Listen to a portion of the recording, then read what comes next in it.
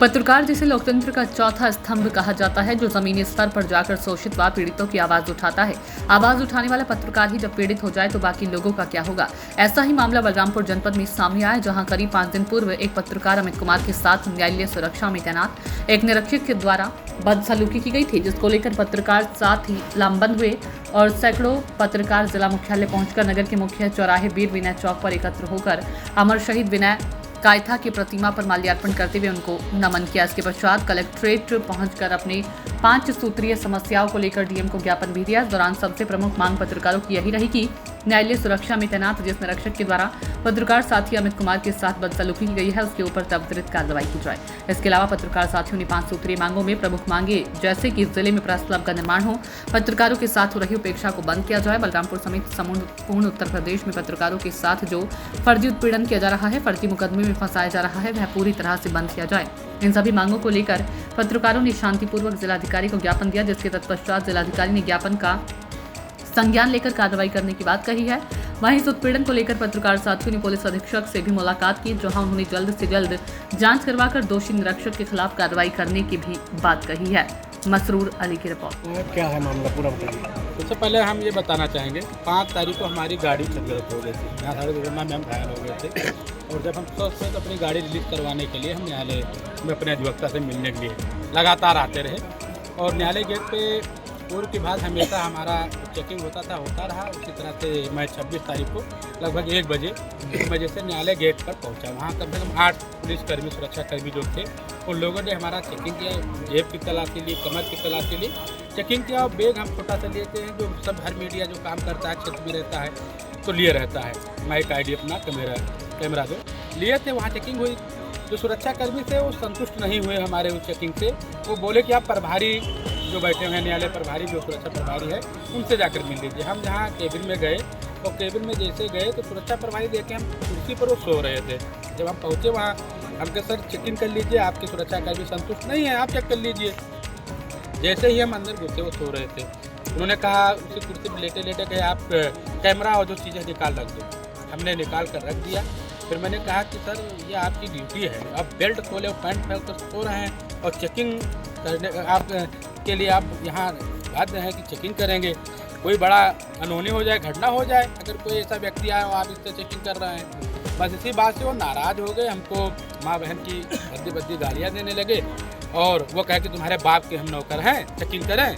तो मैंने कहा कि नहीं, बाप के नौकर नहीं, आप जनता के नौकर हैं, हम तो सेवक हैं। बस इससे वो और नाराज़ हो गए, आगे बुला हो गए और जनता को भी वो खरी खोटी बात कहने लगे। वहीं स्थानीय लोग जब भीड़ इकट्ठा होने लगी तो वहीं स्थानीय लोगों ने एक वीडियो बनाकर वो वायरल कर दिया। जो वीडियो मुझे मिला, तमाम हमारे पत्रकार साथियों ने उस वीडियो को वायरल किया, ट्विटर पर किया, लेकिन जिला प्रशासन उस पर कोई संज्ञान नहीं लिया, ना उस पर कोई जवाब दिया, उल्टा ही मीडिया को दोषी बना रहे हैं। यही वजह से आज हमारे पत्रकार साथी इकट्ठा होकर आज यहाँ कलेक्टर महोदय के पास आए हैं और ज्ञापन देने के लिए आए हैं। क्या चाहते हैं इसमें हम यही चाहते हैं कि जो सुरक्षा प्रभारी हैं उन्हें हटाया जाए और जो उत्तर प्रदेश में जो तमाम पत्रकारों के ऊपर उत्पीड़न हो रहा है, फर्जी मुकदमे दर्ज किए जा रहे हैं, वो वापस लिए जाएं और यहाँ जनपद में पत्रकारों को बैठने के लिए एक पत्रकार भवन निर्माण करवाया जाए। ये हमारी मांग है। चाहते हैं और किस मुद्दे को लेकर आज? देखिए, मेरा नाम योगेंद्र है और मैं स्वतंत्र पत्रकार हूँ। हम लोग आज तकरीबन 100 की संख्या में यहाँ पर इसलिए इकट्ठा हुए हैं क्योंकि पत्रकारों की अस्मिता पर अब सवाल खड़े होने लगे हैं और पत्रकारों की जो चौथा स्तंभ कहा जाता है हमें लोकतंत्र का, उसकी अस्मिता पर सवाल खड़े होने लगे हैं। कल आपने वो संसद भवन का वीडियो देखा होगा जो वायरल हुआ। भारत समाचार के एक रिपोर्टर हैं कानपुर में, उनके ऊपर 6-7 फर्जी मुकदमे लिख दिए गए और उसका जो भी साक्ष्य हो वो न्यायालय तय करेगा। इसी तरह से तमाम लोगों पे फर्जी मुकदमे डालना और तमाम तरह से प्रताड़ित करना। उत्तर प्रदेश सरकार ने एक शासनादेश जारी किया जिसमें कहा गया कि कोई भी अधिकारी अब बाइट नहीं देगा, ये नहीं करेगा, वो नहीं करेगा।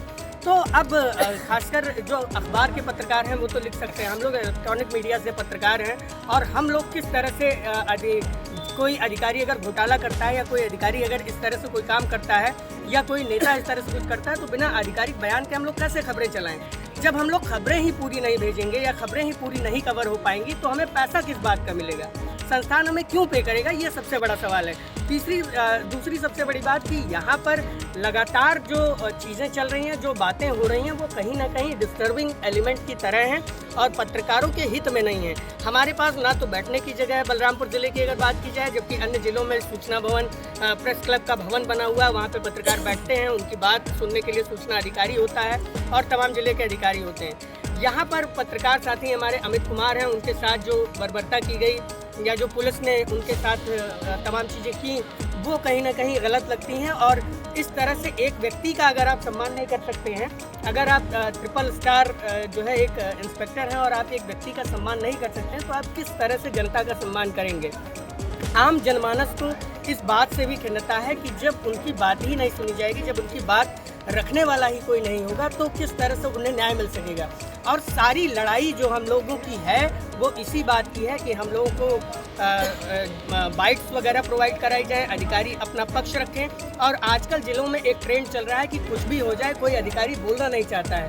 ये सबसे दुखद और सबसे गलत बात है। कोई नेता बोलना नहीं चाहता, ये सबसे दुखद और सबसे गलत बात है। इस पे आप क्या कहेंगे जो इस वीडियो में वायरल हो रहा है कि जब कोई